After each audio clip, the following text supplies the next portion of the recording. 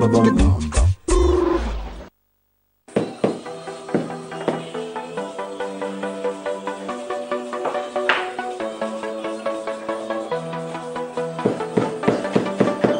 d'Ivoire, l'artisanat est l'un des secteurs les plus pourvoyeurs d'emplois. Ils sont de plus en plus nombreux, les jeunes Ivoiriens, qui excellent dans la transformation du cuir en des objets d'usage quotidien. Allons à la découverte de 3 corps de métiers totalement différents, mais avec la même matière première, le cuir.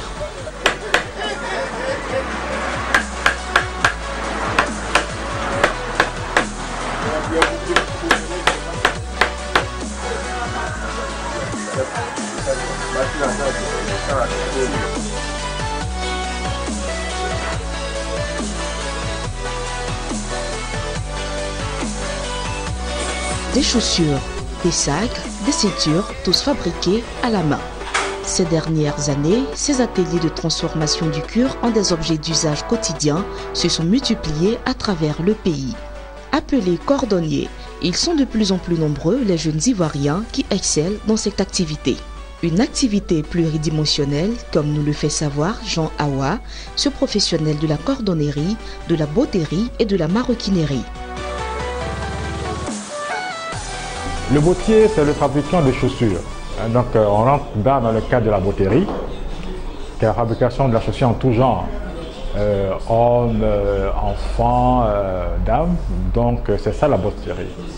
Et à côté de la botterie, il y a la cordonnerie. La cordonnerie, c'est la réparation de tout article en cuir usagé, c'est-à-dire un sac qui a un problème, une chaussure qui a un problème. Donc on se réfère au cordonnier qui lui s'occupe de réparer ces petits soucis. À côté de la cordonnerie et de la botterie, s'est également développée en Côte d'Ivoire une autre facette de la transformation du cuir, la maroquinerie. En quoi consiste-t-elle? La maroquinerie, c'est un accessoire de mode. C'est la transformation de la peau en petits objets, comme les portefeuilles, les ceintures, les sacs et autres.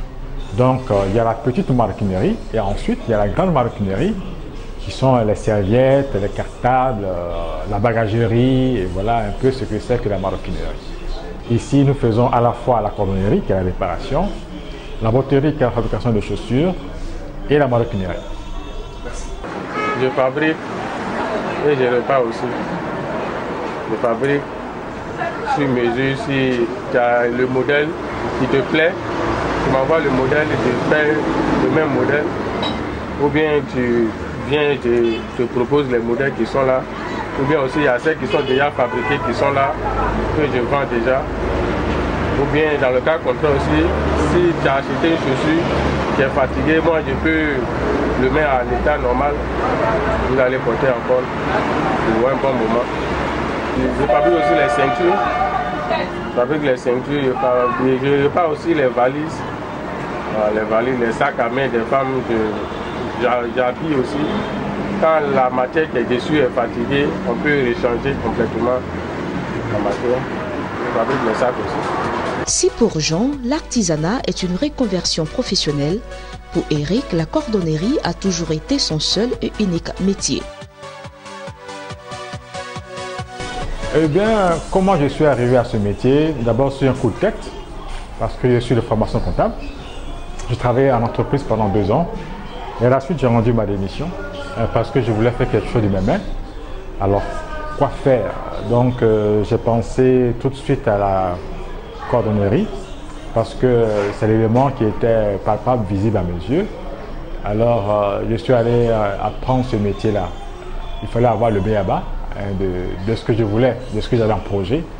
Donc, je me suis assis dans un atelier de cordonnerie avec un ressortissant ghanéen, père son nom, M. Kofi Antoui, qui m'a formé sur la réparation. Je suis resté 9 mois.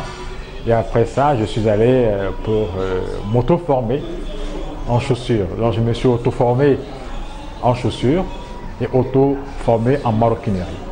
C'est dans les années 90-95, je me suis formé, et je me forme encore, parce que je suis autodidacte.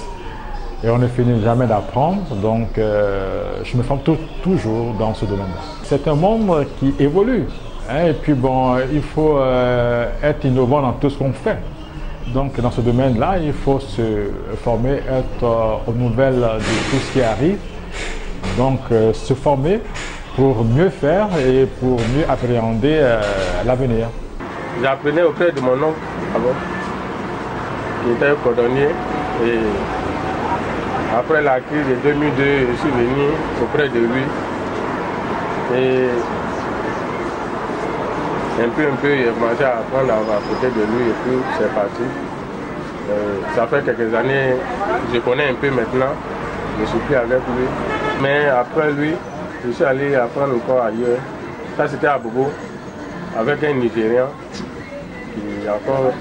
qui était encore plus fort, qui faisait vraiment des fabrications pour des Blancs, des Français, presque même les autorités du pays aussi, il y a d'autres qui venaient chez nous. Mais je n'ai pas encore fini d'apprendre. J'apprends toujours. Quand les modèles viennent, que je n'ai jamais vu ce modèle, j'apprends toujours dessus. Voilà. Je suis avec lui à tout moment. Quand c'est compliqué, je suis auprès d'eux pour apprendre encore mieux. On ne finit pas d'apprendre. En plus de la volonté, l'exercice de la maroquinerie, la botterie et la cordonnerie requiert kyrielle qualité. C'est un métier comme tous d'autres métiers. Hein. Oui, c'est intéressant. C'est intéressant, mais c'est salissant aussi. C'est salissant, comme vous me voyez là, c'est très salissant. Voilà, mais c'est intéressant aussi. J'aime ça bien. Je pense qu'un bon cordonnier, c'est d'abord la couture de la chaussure. Quand la chaussure est bien cousue, et aussi quand c'est bien monté, voilà, c'est vraiment bon. Quand c'est bien monté, et quand l'entretien, quand tu finis de fabriquer une chaussure, il faut que ça soit présentable maintenant. L'entretien de la chaussure, il faut que ça sorte de l'ordinaire. Voilà. Les qualités, d'abord, il faut avoir un goût personnel, hein, parce que nous sommes dans un métier d'art, hein, avant tout. Donc c'est dans le choix, hein, c'est dans le choix des matériaux, dans le choix des accessoires, hein, dans la finition du travail. Bon, voilà un peu, hein, c'est ce qui doit faire la qualité du travail, parce qu'on veut vendre, donc pour vendre, il faut faire du bon boulot. Voilà, faire du travail accepté et acceptable de par tous. Après plusieurs années de dur labeur, ces artisans ont pu formaliser leurs activités. Une petite et moyenne entreprise pour Jean Awa et un atelier pour Zro Eric. Mais que des difficultés dans les débuts. Les débuts, comme j'ai dit tantôt, nous n'avons pas d'école de formation. Donc au début, je voulais aller en Europe pour apprendre ce métier-là. Je me rappelle encore, je disais à mon père, moi la comptabilité ça suffit, je vais apprendre un métier. Il m'a dit mais quoi?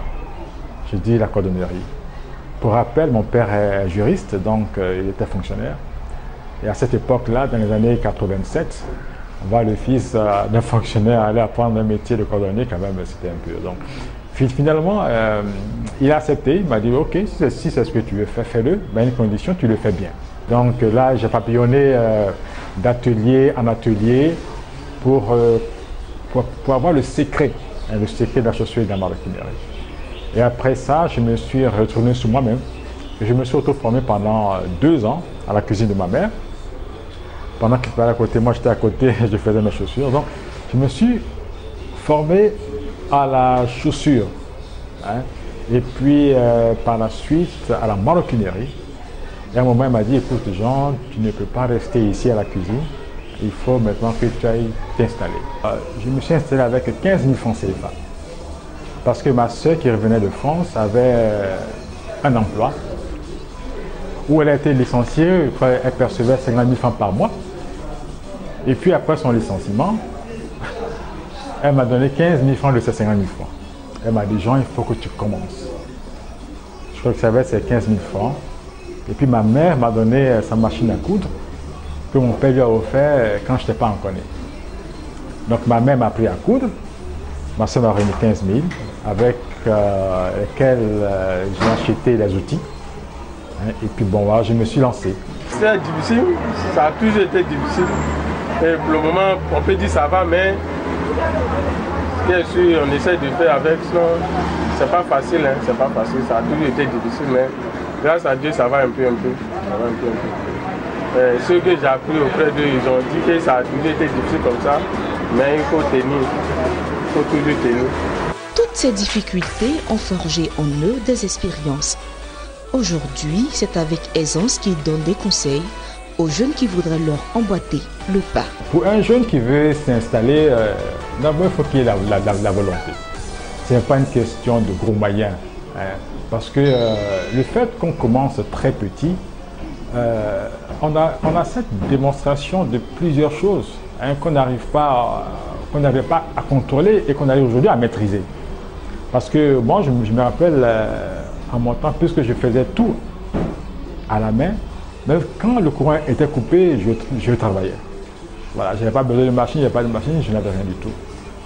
Donc aujourd'hui, pour un jeune qui veut s'installer, ce n'est pas une question de moyens. Tantôt les jeunes aujourd'hui veulent de gros moyens, sans avoir une étude du marché, comment est-ce que ça va se comporter, rien du tout, non. Il faut avoir la volonté. Ici, c'est le Cocody, et pour s'installer, ce n'est pas du tout facile. Ce n'est pas du tout facile. Donc, ça n'a pas été facile, mais c'est avec 3 à 4 millions qu'on a commencé. Il faut dire qu'aujourd'hui, les temps ont changé, les temps ont vraiment changé. Je ne sais pas à combien il faut s'installer aujourd'hui parce que chaque jour, les choses augmentent.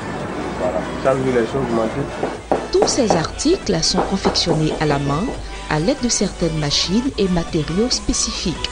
Au final, le résultat est satisfaisant et apprécié de clients de divers horizons.